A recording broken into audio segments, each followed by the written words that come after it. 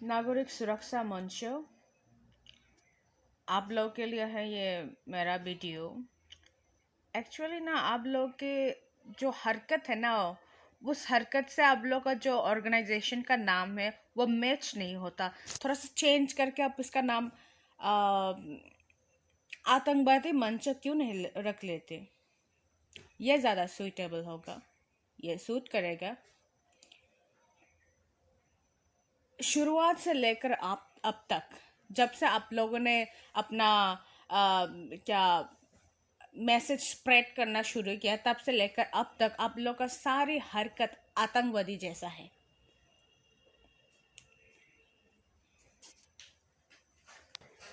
पता नहीं कैसा वहियत सा एक डिमांड लेकर आप लोग इतना आतंक मचा रहे हो देश पर, और नाम देकर रखा है नागरिक सुरक्षा मंच। थोड़ा शर्म तो आना चाहिए आप लोगों को। और क्या डिमांड है आप लोगों का कि जो ब्रो लोग कांचनपुर पे रह रहा है उन लोगों को यहाँ पर नहीं रखना? तो कुछ तो शर्म करो, वो एडीसी एरिया के अंदर है। और तुम लोग का हक किसने दिया है एडीसी के बारे में, मतलब एडीसी पे अपना हक जमाने का? शुक्र मनाओ कि हमारे महारानी कंचन प्रभा देवी जी ने आप लोग को रहने के लिए जगह दिया था कांचनपुर पे। भूल गए हो? तुम लोग ना एक बहुत अच्छा एग्जाम्पल हो एक डायलॉग का, जिस थाली में खाते हो उसी पे छेद करते हो।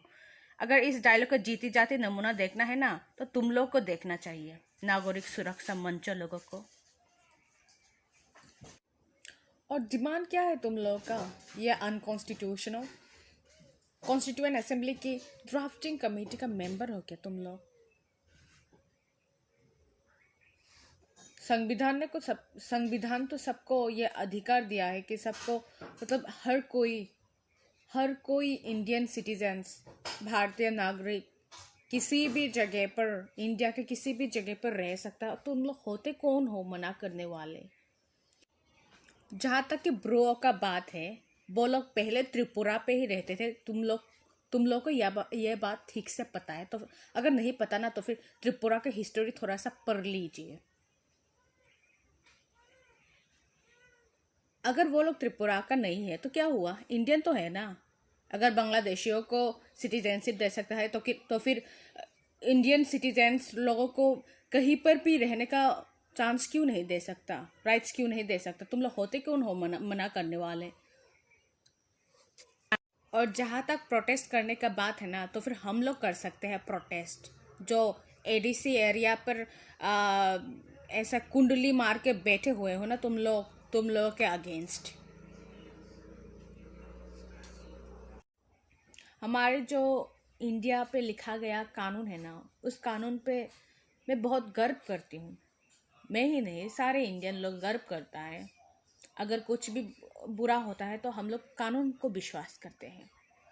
लेकिन उस दिन जब एक फायर सर्विसमैन को मारा गया इन नागरिक सुरक्षा मंचों के आतंकवादी हरकतों से, तब पता नहीं हम लोग का ये कानून कहाँ सो रहा था।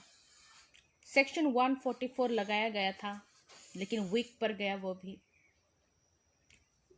कुछ एक छोटा सा स्टेट की कुछ कीड़े मकोड़े की वजह से, कीड़े मकोड़े के सामने वीक पर गया। अगर ऐसे ही अंदर के कीड़े मकोड़े के सामने वीक पड़ जाओगे, अगर घर के अंदर ही आतंकवादी होगा, तो फिर बॉर्डर पर कैसे लड़ेंगे हम लोग? बॉर्डर से कैसे सुरक्षा दिलवाएगा आप लोग? वो एक कहावत है ना, दूसरों के घर को देखने से पहले, मतलब दूसरों के लोगों को ठीक करने से पहले खुद के घर के लोगों को ठीक करना चाहिए। तो हम लोग का रिक्वेस्ट बस यही है कि कानूनी तरीके से ही जस्टिस दीजिए। कानून का खून हुआ है, सिर्फ इंसान का नहीं। अब देखना यह है कि कानून कैसे कानून को जस्टिस देता है। ऑन ड्यूटी एक सर्विसमैन को मारा गया। देखती हूँ कि कानून अपने कानून को कैसे जस्टिस देता है। कानून को जस्टिस मिलता है या फिर तुम जैसा आतंकवादियों के सामने झुक जाता है।